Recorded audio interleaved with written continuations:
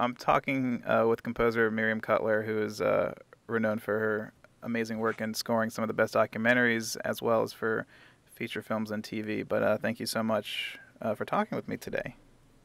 It's a pleasure. So I guess to start off, how did you discover music, and what what led you to composing for films? What got you in that direction?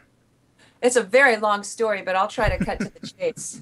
I come from a very musical family, and everybody played instruments in my family. I think my grandmother even played in a Nickelodeon on the piano. Oh, wow. So it was always just part of our life, but I never ever was encouraged to become a professional. I mean, that was the last thing on my mind. And my parents were not at all into it. My brother was a wonderful trumpet player, and they discouraged him. He went into business and became a lawyer, and that's kind of what they wanted for me. But I was pretty hard to convince of that.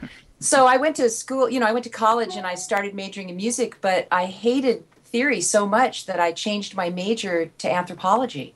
Oh. And I just started getting really into ethnic music and anthropology, and I went to grad school. But then I realized I wasn't an academic. So I left, and I ended up in these bands that were very kind of street kind of bands, just fun. And I was writing songs and getting lots of good feedback.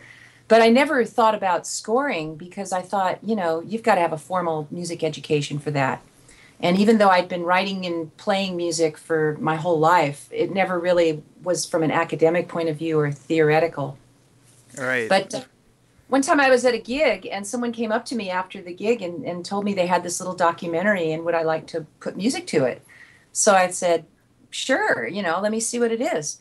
And I had a songwriting demo studio already. So in those days, we didn't have synchronization to picture. So you kind of had to race around the studio, turning on the tape recorder, turning on, the video player, and hope that they were relatively close, when you're trying to figure out if this was going to work.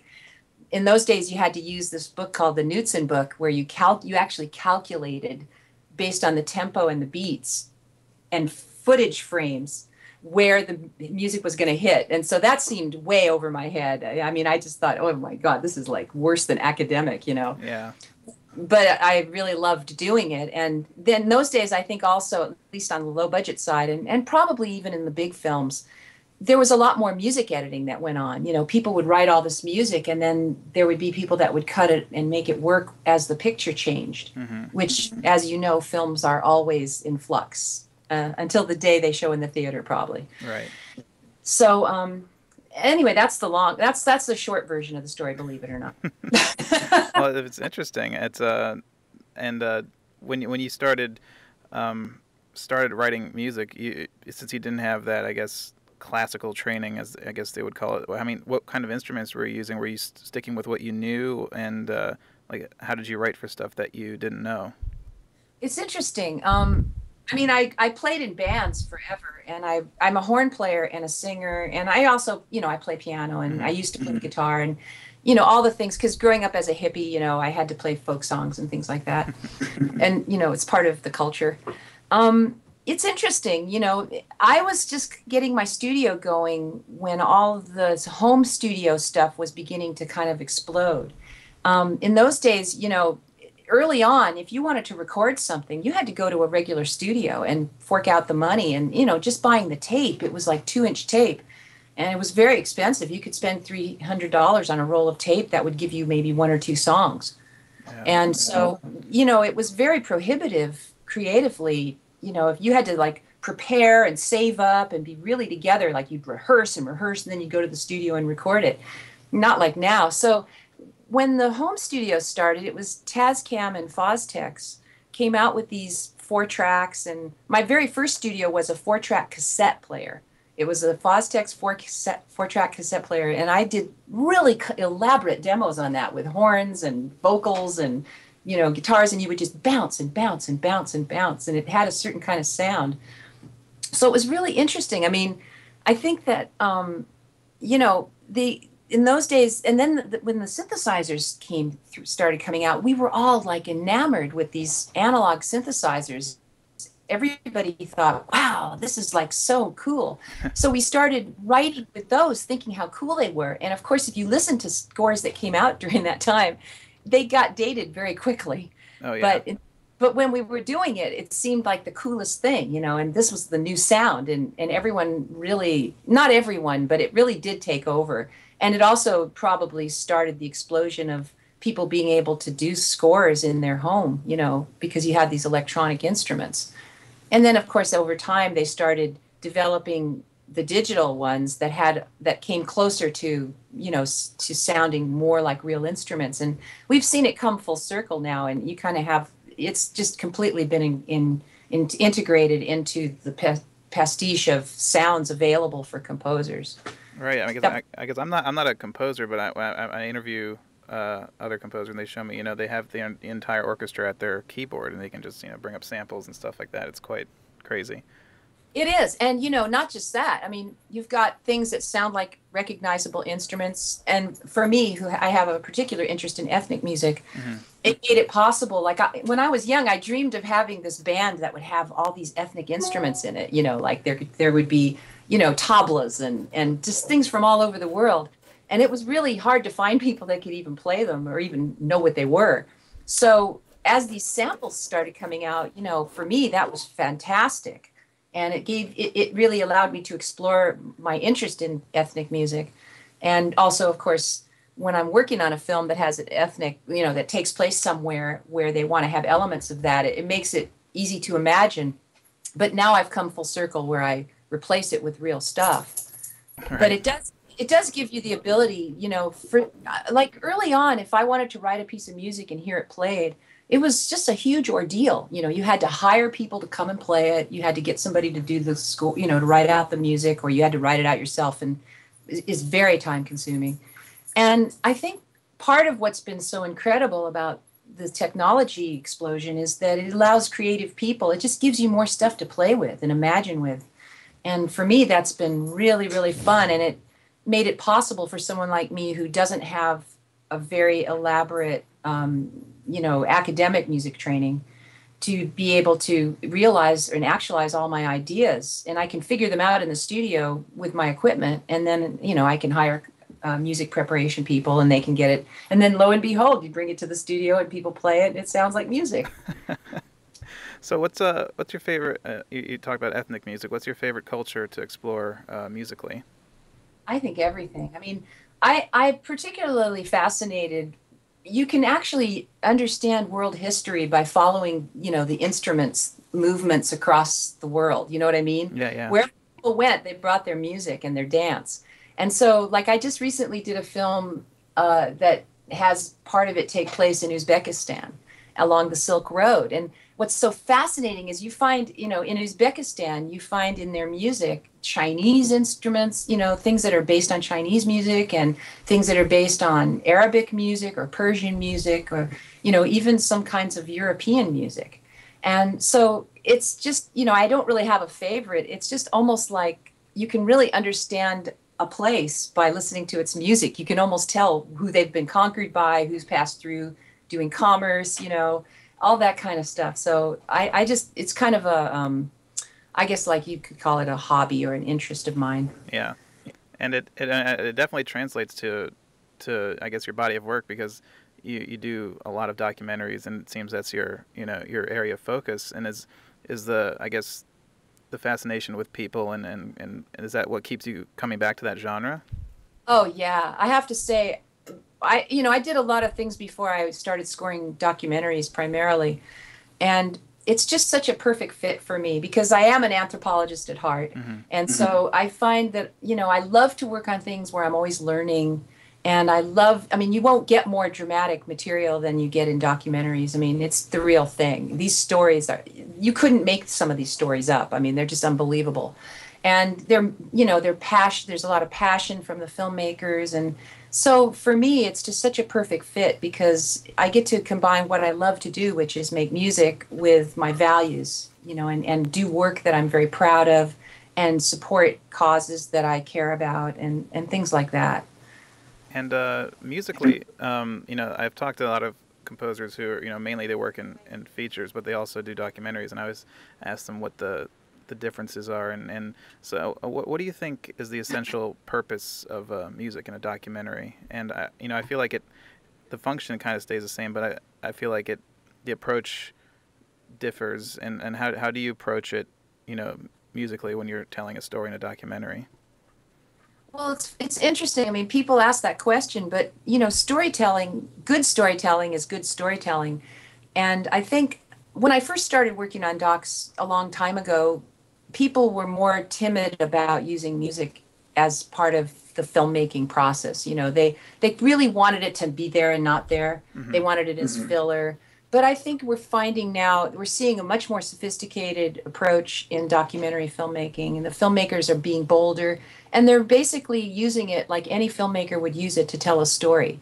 There are some differences, though. I mean, first of all, I feel a tremendous responsibility to the stories and the people in the film for a complete honesty, no gimmicks, usually underplay, not to play games with the storytelling, and be manipulative. Although we all know that there's no such thing as a non-subjective film, There's always a point of view, but to at least be forthright and honest about it, and I try to bring that into the score. But I'd say the most obvious thing to me is that in documentaries, there's pretty much always someone talking.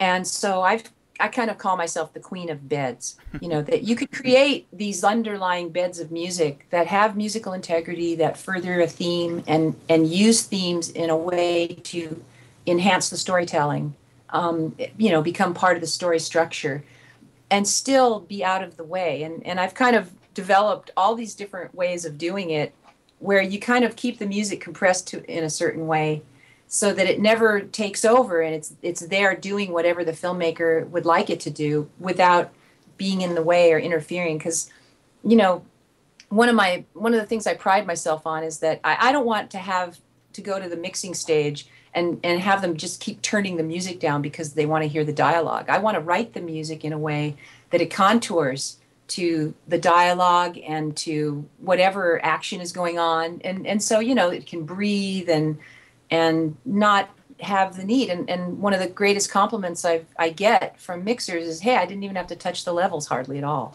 because I'm trying to do that before they ever get it. Yeah, it's a fine line, I guess, to walk between the dialogue and, you have a lot of interviews and stuff like that, and you don't want to trip over that, so. Exactly. And it's very challenging, but it's also can be done in a way that the music can have the integrity.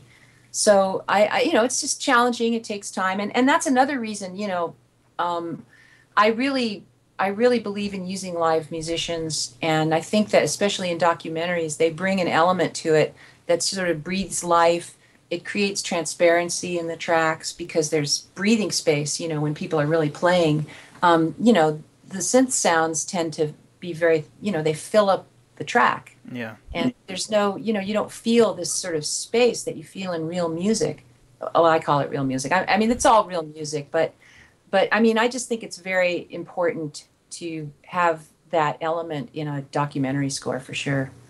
And while working on documentaries, I would feel like it's very easy to become emotionally invested, and Yeah. and so do you allow yourself to become emotionally invested in the story? Does that affect your writing at all, or do you try to keep some sort of distance to keep your writing?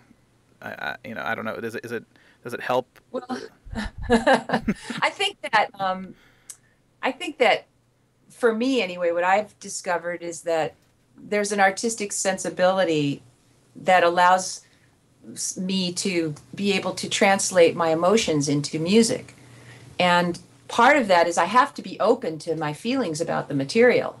But it is an interesting, you have to sometimes maintain a balance because, for instance, if I'm experiencing the emotions of the story different than the filmmaker wants to express them, I have to really harness my own emotions and somehow redirect them in the way that needs to happen. Mm-hmm. And, like when I was working on Ghost of Abu Ghraib, there's nothing quite like waking up in the morning and turning on my studio, and the first thing I see is some of the horrible photographs of what they did to those prisoners.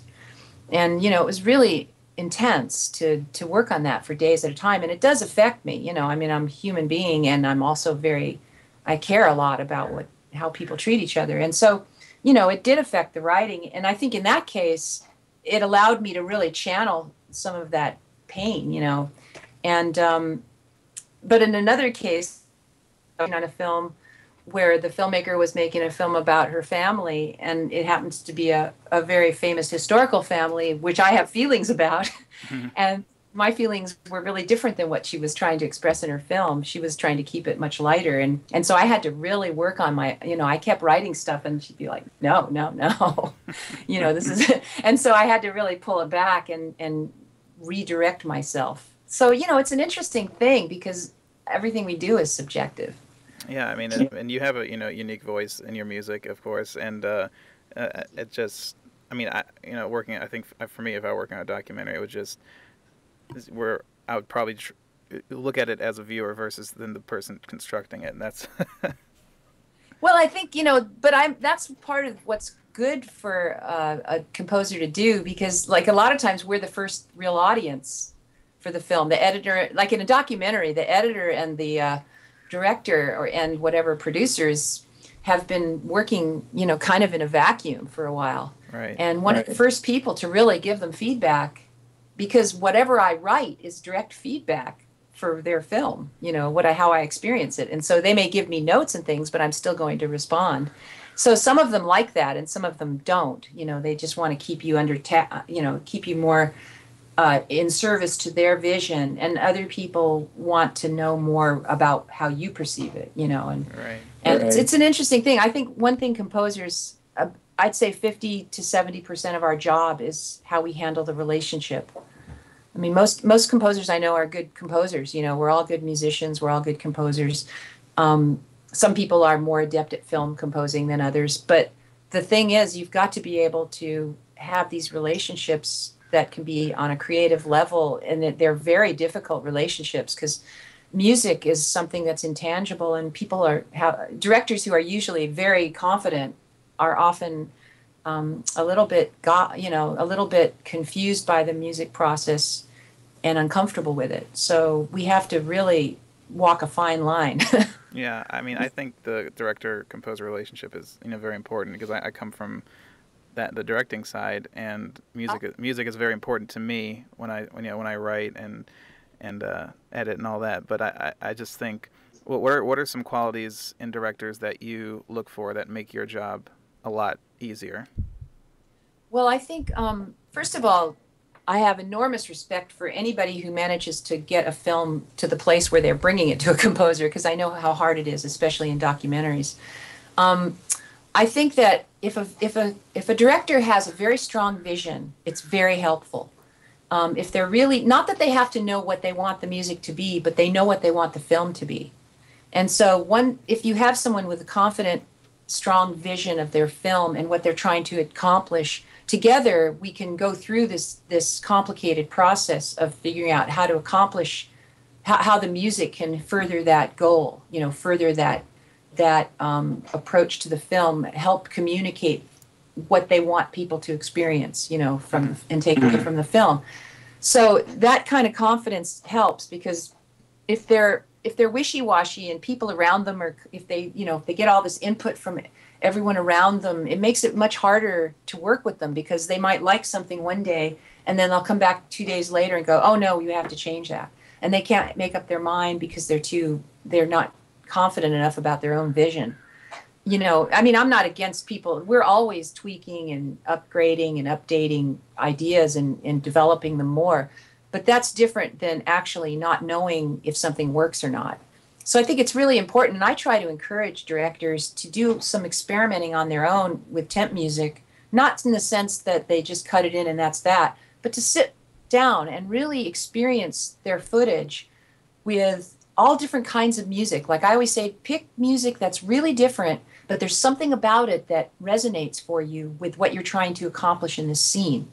and just throw it up there, even if it's ridiculous, if it's Bruce Springsteen or Chinese music, it doesn't matter. Just throw it up there and see what happens, because that's kind of what I do. Like I might have an idea. I mean, basically, they give me however much information they give me when we spot is what I begin my process with. If they don't give me any, then I just completely respond on my own. Right. So, I mean, I'll just throw up an idea, and then it might seem ridiculous, but there's one little thing that happens when you watch it with that music that didn't ever happen before. And so you go, wow, okay, that's one idea that I can build on. And I throw that in a pot. And then we just, and that's the kind of process, especially when you're first starting, because I think people are too quick to decide, oh, the temp music's working, let's just duplicate that. That's only one idea. That's just one approach. Once you bring a composer on board, there's so many ways it can go. There's infinite decisions to make constantly. So, you have to be able to hold all that in your head and also take direction. Right. So I give them the benefit of my ideas, but only if they want them.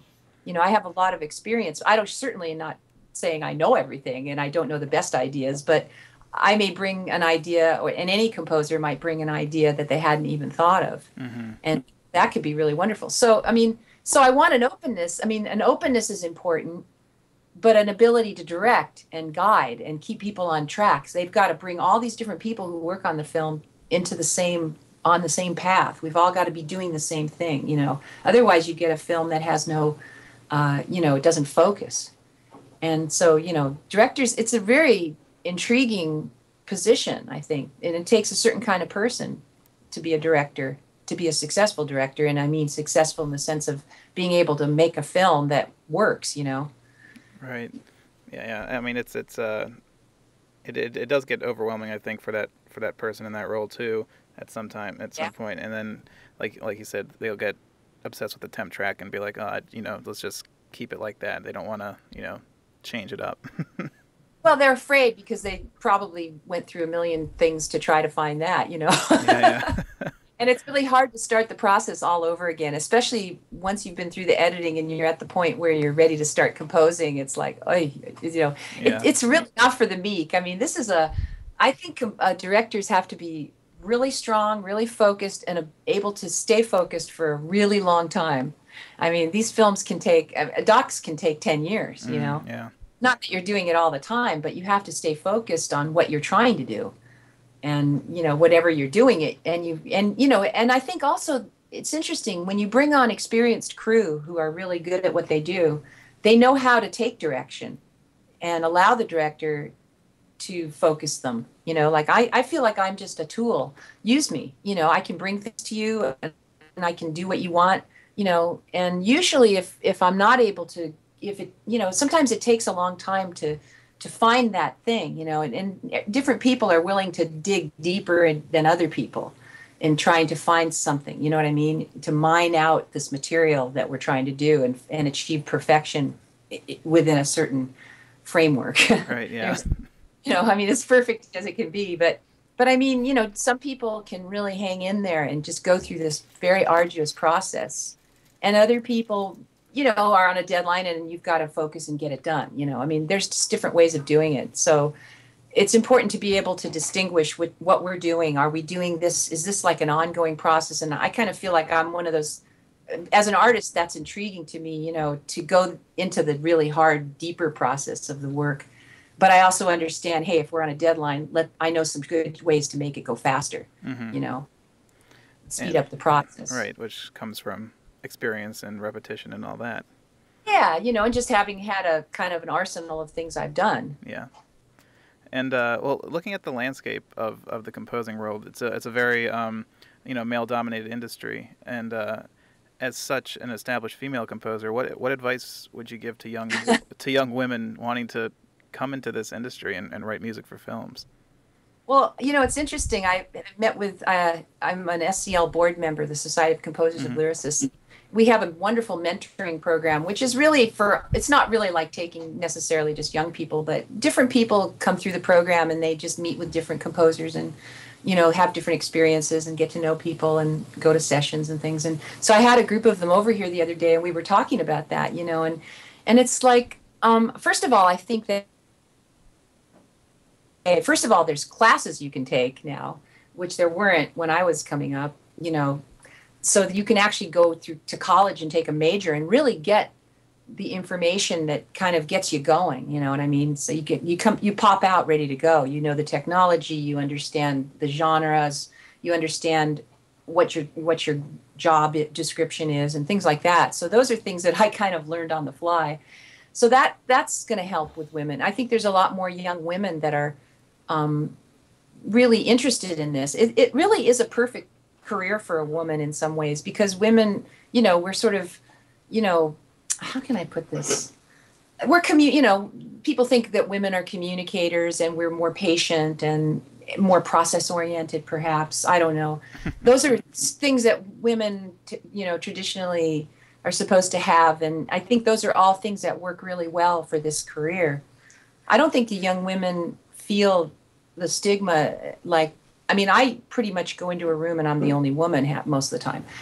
There are other, Laura Cartman, another woman composer she's won 3 Emmys, and she does video games, and she's done series for Spielberg. I mean, she was the one I thought was going to really do it, because she right after Shirley Walker, who unfortunately died just as she was, kind of poised to cross into that. Laura has everything needed. She's got all the chops and the academic background, everything, So it's really hard, it's a hard thing for women to penetrate into Hollywood. But I think we see that in all the jobs in Hollywood, not except for producer, maybe. Women are not penetrating the Hollywood system because of probably the big money that's involved there. I don't really know about that, but I learned a long time ago that I wasn't really, I think everyone has to really search themselves. I tell every young person, really figure out what would make you happy, because this career will take over your entire life. I mean, you really can't really do much else because it's so labor intensive, and it's like you have to be on everyone else's schedule all the time. Even the most famous composers are on these ridiculous deadlines. And so, you better love what you're doing or you're going to hate your life, because it's really hard work. And I personally need to feel very good about what I'm doing. I need to feel connected to the work. Otherwise, I can't imagine why I would go through this. It's just, it becomes exciting if you love it, but a drudgery if you don't. Right. So, I think more young women are going to be, there's more music schools that are more programmed towards careers in the working world today. And there's more film scoring courses.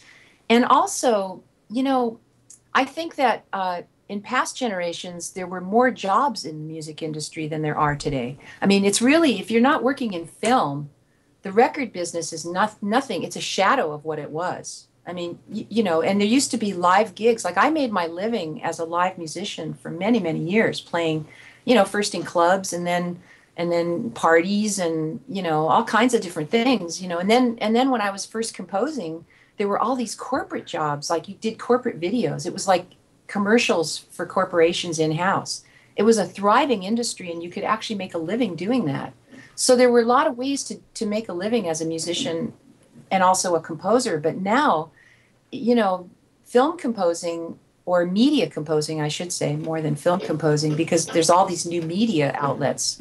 And I think that's really where musicians are heading. If you have any ability to work in a studio, produce stuff, and compose, then that's where the work as a working musician is. You can't go out and make a living playing weddings and stuff. Yeah. It's like, I mean, I used to make a living with that. I could actually work on weekends, and then I could score and make very little money scoring, but be able to do it because I was making money on the weekends as a performer. Right. Yeah. It's a constantly shifting, I think, industry too. Yeah. So it always changes. You have got to be super flexible. You got to have your chops really together. You got to have your studio really together. There's so many levels. It's a very demanding career. And I think for some people like me, I'm a total A personality, hyperactive, hyperkinetic, it's like if I wasn't doing this, I'd be pulling my hair out. So I think that a lot of the composers I've met are really, they're high energy people who need to have a lot of work to do. So it works really well for us, but it isn't for everybody. I've seen people just get beat up, it's really a hard way to do it if you're not naturally inclined. Right. Yeah. It's It's like you can get abusive. well, to wrap things up, I always like to ask composers if you had the opportunity to score any film ever made with no disrespect to the original composer, Oh my God. what film would you choose? Well, I would probably, if I could work for Nino Rota and Federico Fellini, I think I would have loved that. Wow. Yeah, that's a great answer. Oh my God. I mean, I don't want to, I mean, those movies were so creative and visually stunning, and there was so much depth to them. I mean, there was kind of everything going for it, you Yeah. know? Nino Rota was like a master of I mean, as far as I'm concerned, he's just one of a kind. Yeah, I love his music so much. So do I. Oh my God, I listen to it all the time. Well, that's a great answer. I really, but thank you, Miriam, so much for talking. It was very enlightening. It was a great pleasure to talk to you. It's slightly hyper, right? Not hyper. I wouldn't say hyper.